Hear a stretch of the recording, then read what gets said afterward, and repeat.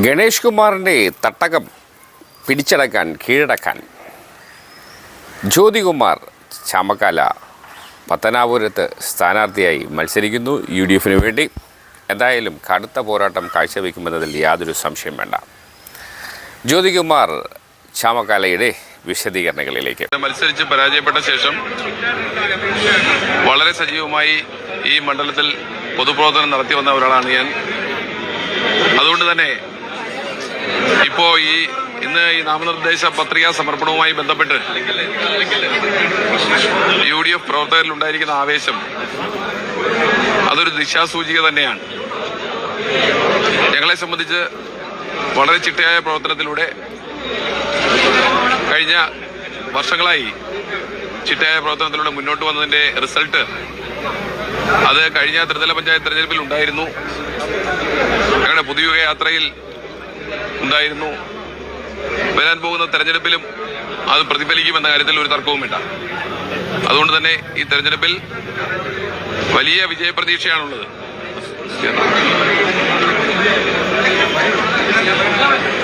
Okay, ഇനി എന്തെങ്കിലും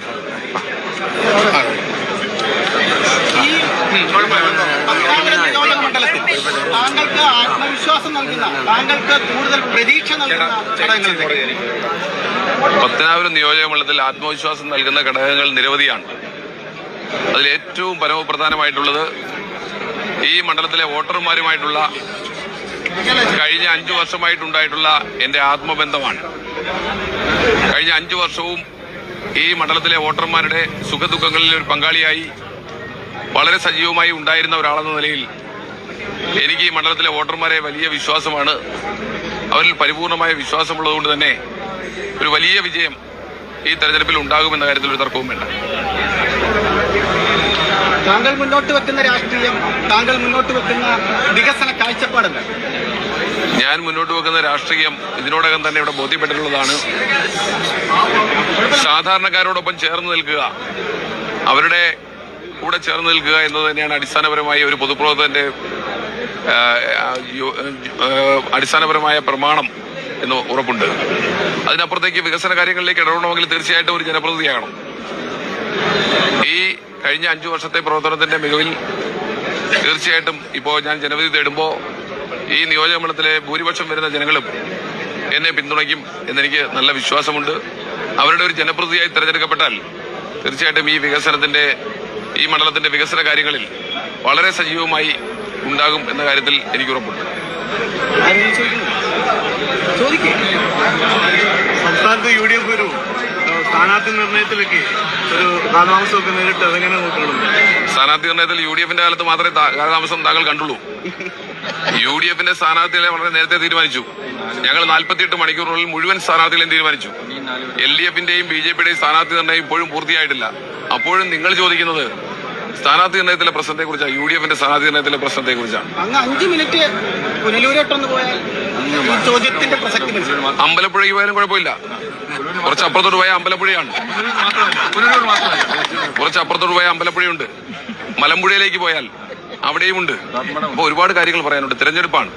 തിരഞ്ഞെടുപ്പിൽ ഞങ്ങൾ സൂചിപ്പിച്ചതുപോലെ ഒരുപാട് വിസ്മയങ്ങൾ ഉണ്ടാകുമെന്ന് പറഞ്ഞിരുന്നു. ആ വിസ്മയങ്ങൾ ഇവിടെ നടന്നുകൊണ്ടിരിക്കുകയാണ്.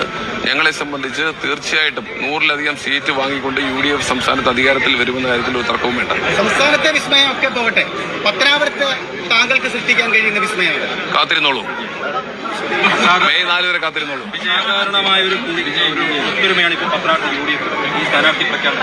പത്തനാപുരത്തെ UDFൽ ഒരു പ്രതിസന്ധി ഉണ്ടെന്ന് ചിലരെങ്കിലും പറഞ്ഞിട്ടുണ്ടെങ്കിൽ അവരുടെ ആ കാഴ്ചപ്പാടെല്ലാം തെറ്റാണെന്ന് ബോധ്യപ്പെടുത്തിക്കൊണ്ട് ഞങ്ങൾ എല്ലാവരും കഴിഞ്ഞ കുറെ ദിവസങ്ങളായി സജീവമായി, അത് ത്രിതല പഞ്ചായത്തിൽ തെരഞ്ഞെടുപ്പിൽ ഞങ്ങൾ നിങ്ങൾക്ക് കാണിച്ചു തന്നാണ്, എന്നിട്ടും നിങ്ങൾക്കത് ഉൾക്കൊള്ളാനായില്ല. ത്രിതല പഞ്ചായത്ത് തെരഞ്ഞെടുപ്പിൽ ഞങ്ങൾ എല്ലാവരും ഒറ്റക്കെട്ടായി നിന്ന് പ്രവർത്തിച്ചതിന്റെ ബാക്കി പത്രമാണ് ഇവിടെ ഉണ്ടായിട്ടുള്ള ഏറ്റവും നല്ല റിസൾട്ട്. എത്ര പഞ്ചായത്ത് പ്രസിഡന്റുമാർ ഇപ്പോൾ എനിക്ക് ചുറ്റുമുള്ളതെന്നറിയാമോ? എനിക്ക് ചുറ്റും തന്നെ 6 പഞ്ചായത്ത് പ്രസിഡന്റുമാരും ഒരു ബ്ലോക്ക് പഞ്ചായത്ത് പ്രസിഡന്റും ഉണ്ട്. ഈ പത്തനാപുരത്തിന്റെ ചരിത്രത്തിൽ ആദ്യമായിട്ടല്ലേ ഇങ്ങനൊരു സംഭവം ഉണ്ടാകുന്നത്? എത്രയോ ജില്ലാ പഞ്ചായത്ത് മെമ്പർമാരിവിടെ നിൽക്കുന്നു. ചരിത്രത്തിൽ ആദ്യമായിട്ടല്ലേ പത്തനാപുരത്തെ ബ്ലോക്ക് പഞ്ചായത്ത് പ്രസിഡന്റ് ശ്രീ അജിത് കൃഷ്ണ ഇപ്പൊ നമ്മളോടൊപ്പം പങ്കെടുക്കുന്നത്. അപ്പൊ അവരെയൊക്കെ നിർത്തിക്കൊണ്ട് അവരുടെ ചുറ്റും നിന്നുകൊണ്ട് എനിക്ക് ഇങ്ങനെ ഒരു പത്രസമ്മേളനം നടത്താൻ കഴിയുന്നുണ്ടെങ്കിൽ അത് ഞങ്ങളുടെ കൂട്ടായ്മയുടെ ഭാഗമാണ്, UDF-ന്റെ കൂട്ടായ്മയുടെ ഭാഗമാണ്. ആ കൂട്ടായ്മ ഞങ്ങൾ തുടർന്ന് വന്നിട്ടുള്ള പുതുയുഗ യാത്രയിലൂടെ കാണിച്ചു തന്നു. ജനപങ്കാളിത്തം എത്രത്തോളം ഈ പത്തനാപുരം നിയോജകമണ്ഡലത്തിൽ ഉണ്ടാക്കാൻ കഴിയുമെന്ന് UDF-ന്റെ ചെയർമാനൊക്കെ ഇവിടെ ഉണ്ട്, ഞങ്ങളിവിടെ കാണിച്ചു തന്നതാണ്. ഇനി നിങ്ങളെ വിസ്മയം കാണിക്കാൻ പോകുന്നത് മെയ് മാസം 4-ാം തീയതി റിസൾട്ട് വരുമ്പോൾ നിങ്ങൾക്ക് അടുത്ത വിസ്മയം ബോധ്യപ്പെടും. അപ്പോൾ ഇതൊക്കെയാണ് നമ്മുടെ ജ്യോതികുമാർ ചാമക്കാലയുടെ UDF പത്തനാപുരം സ്ഥാനാർത്ഥിയുടെ വിശദീകരണങ്ങൾ. എന്തായാലും സ്ഥിരം പറയുന്നത് പോലെ ഇനിയിപ്പോൾ ഇലക്ഷൻ ഏപ്രിൽ 9-ന് റിസൾട്ട് മെയ് 4-ന് വരുമ്പോൾ എല്ലാ കഥകൾക്കും ഒരു ശമനം ഉണ്ടാകും. അപ്പോൾ ഇലക്ഷൻ റിസൾട്ട് വരെ നമുക്ക് കാത്തിരിക്കാം. എന്തായാലും മത്സരാർത്ഥികൾ അടിപൊളിയായിട്ട് പരസ്പരം മത്സരിക്കട്ടെ.